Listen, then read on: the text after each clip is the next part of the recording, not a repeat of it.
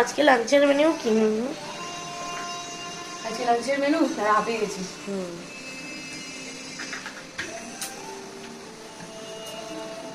এই গরম পড়লো, আমি একদিক দিয়ে দরদর করে ঘামবো আর সমানে জল খাবো। তো রান্না এখনো কমপ্লিট হয়নি, তবে আর মিনিট 10-এর মধ্যে কমপ্লিট হয়ে যাবে। আগে সোমানটি যেটা করে গেছে সেটা দেখাই। সেটা হচ্ছে এখানে ভাত রয়েছে, দেখো, মানে এটা হচ্ছে আজকের ভাত আর এখানে হচ্ছে কালকের ভাত। কালকে রাতে ওর আর ওর দিদির ভাত করেছিলাম, বেঁচে গেছিল, সেটা আলাদা করে দিদি গরম করে রেখেছে, মেশায়নি। গরম করে গেছে তো মেশালে নষ্ট হয়ে যেতে পারে। আর হচ্ছে সকালবেলা খাওয়ার জন্য রুটি তরকারি করেছিল, এখানে এখনো রুটি রয়েছে, ওর বাবা দুপুরে খাবে সেই জন্য।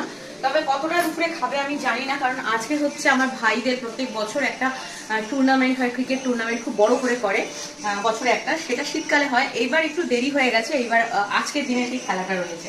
তো তিনি তো এখন সেখানে চলে গেছেন, আর দুপুরেও সেখানে খাওয়া দাওয়ার অ্যারেঞ্জমেন্ট এই সমস্ত কিছু থাকে। প্রত্যেকবার বলে যায় আমি বাড়ি এসে দুপুরে খাবো এখানে, কিন্তু আবার তিনি খান না। তো সেই জন্য আমি তাকে না ধরার মধ্যেই ধরে রেখেছি, যদি আসে খাবে, না এলে না খাবে। আর দিদি যেটা করে গেছে সেটা হচ্ছে এই যে আলু দিয়ে ডিম দিয়ে এই যে ডালনা। তোমরা অনেকেই আমাকে বলেছো যে দিদি প্রেসার কুকারে ডিমের ঝোল কি করে হয়, রেসিপি নতুনত্ব কিচ্ছু না, নর্মাল যেভাবে আমরা ডিমের ডালনা করি আলু দিয়ে সেটাই। কিন্তু সময় বাঁচানোর জন্য, যেদিন সমাধির হাতে সময় কম থাকে, সমাধি প্রেসার কুকারে দিয়ে তাড়াতাড়ি করে নেয়, সেটাটা তাড়াতাড়ি হয়ে যায়।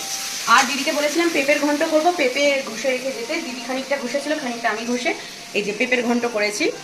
খেতে দারুণ হয়, এটা দিয়ে অনেকটা ভাত তুমি খেয়ে নিতে পারবে। বিশেষ করে যে বাড়িতে বাচ্চারা সবজি খায় না, খেতে চায় না, অথবা বড় বাচ্চারা মানে শাশুড়ির যে ছেলেরা থাকে, তারা যারা সবজি খেতে চায় না, তাদের জন্য যদি এইভাবে বানাও না, তারা হাত চেটে খাবে। তো আমার বাড়িতে আমার ছেলে আর আমার শাশুড়ির ছেলে দুজনেই সবজি দেখলে দেখবে দেখে আরেকবার দেখা কি করলি, হ্যাঁ, সবজির নাম শুনলে এরকম ভাবে মুখটা ভ্যাচকায়।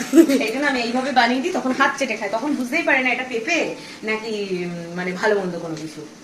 এই গেল। আর এখানে এখন যেটা করছি সেটা হচ্ছে বড়ার ডালনা করব। সেই এখানে মুসুরির ডালের বড়া করে নিয়েছি, এইটা দিয়ে ডালনা করব। আর এইখানে কটা ভাজা রেখেছি ভাতের পাতে খাওয়ার জন্য। এটাও কিন্তু দারুণ হয় খেতে, এটা দিয়েও ভাত খাওয়া হয়ে যায় এক থালা, এতটাই ভালো হয়।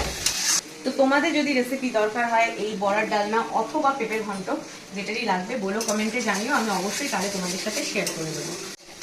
তো এই হলো আজকে আমাদের লাঞ্চের মেনু। আজকে স্নান করে ভাবছি তোমাদের সাথে আমার লাঞ্চ থালিটা শেয়ার করব।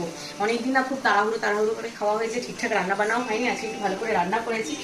আর এখন তো ওদের খেতে দেবো, ওরা খেয়ে দিয়ে নেবে। রুহিকে আমি ঘুমঠুম পাড়াবো, পাড়িয়ে স্নানে যাবো। এখন রুহি আছে দিদির কোলে, তারপরে আমি একটু শান্তি মতো আজকে খেতে বসবো। অনেকদিন শান্তি মতো বসে খাওয়া হয় না, রুহিকে ওর দাদা দিদি সামলাবে। তো তখন তোমাদের সাথে এই ফাইনাল লুকটা শেয়ার করবো। এখনো তো রান্না কমপ্লিট হয়নি। চলো টাটা, সকাল টাটা। তোমাদের লাঞ্চের মেনুকে অবশ্যই কমেন্ট করে জানিও।